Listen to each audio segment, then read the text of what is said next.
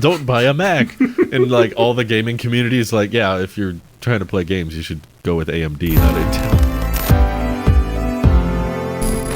Well, hey, we talked about M1X. You know what's faster than M1X according to Justin Long?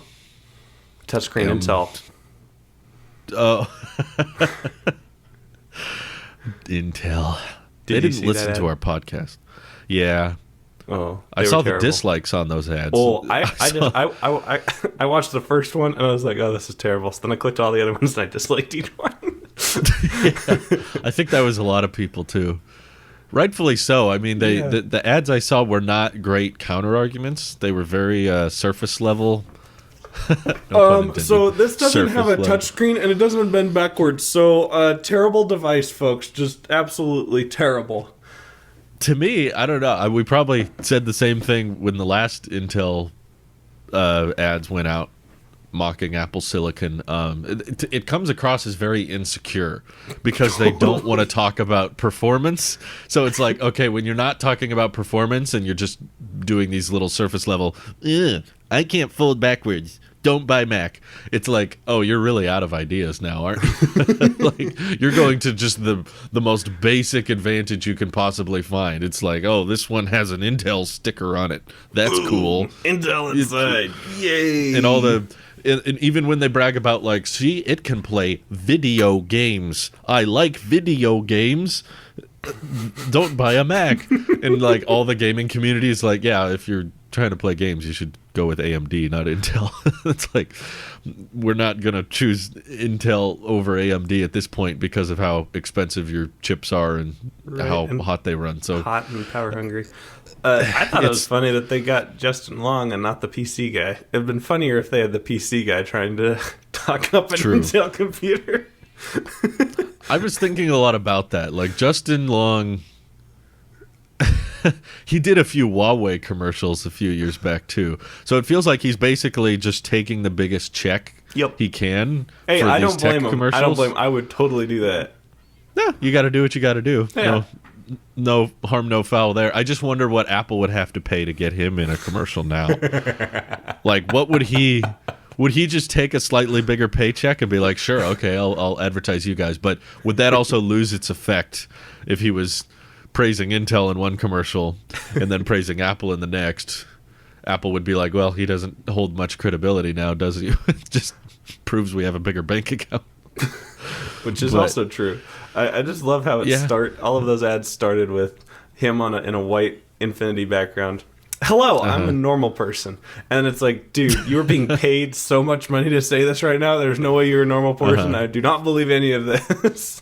So dumb.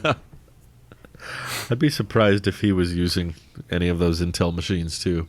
I feel like he had to have at least had some Mac preference for a while. Yeah. Especially when he got to work directly with ads. Steve for like a year. Yeah, for real. I want to look him up on Twitter just to see if he has a Twitter for iPhone. He probably does. Well, his cover photo is him holding an iPhone 6, which is kind of funny. And yeah, his most recent tweet, well, his pinned tweet is Twitter for iPhone after he did those Huawei ads.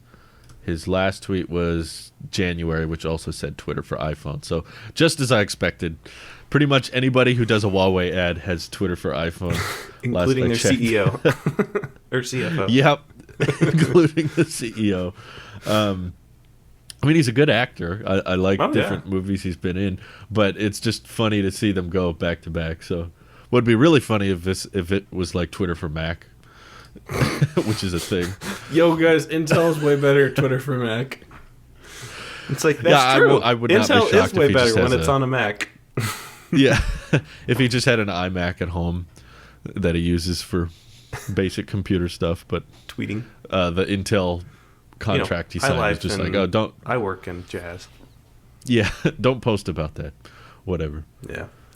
It's kind of honestly sad to see where Intel is at this point, because Intel used to be this titan of industry. They were the chip makers that made the fastest, best chips ever, And True. I was a huge fan of Intel. Every time they updated Macs with new Intel chips, I'm like, oh yeah, we finally got the Haswell Intel chips. Was the 2013 MacBook Air refresh, and had like really long battery life. And I was like, man, I really love the Haswell MacBook Air with the i5 or whatever it was. And they were notable.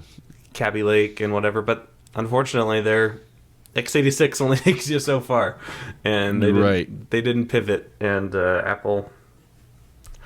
There's no comparison at this point. I was in Final Cut this morning exporting 2 videos at once, and took maybe 30 minutes, and I was like, wow, this is too fast. 2 full podcasts, the movie and the space podcast at once. Took 30 minutes to render both of them. I'm like, I love this little Mac. It's perfect. I love it too. In fact, I'm debating whether or not I want to go through with the iMac purchase now. This was a clip from the Tailosive Podcast Archive. If you want more content like this, hit the subscribe button. And of course, hit that like button to ensure that a Google Pixel sheep has one more tear fall from their eye.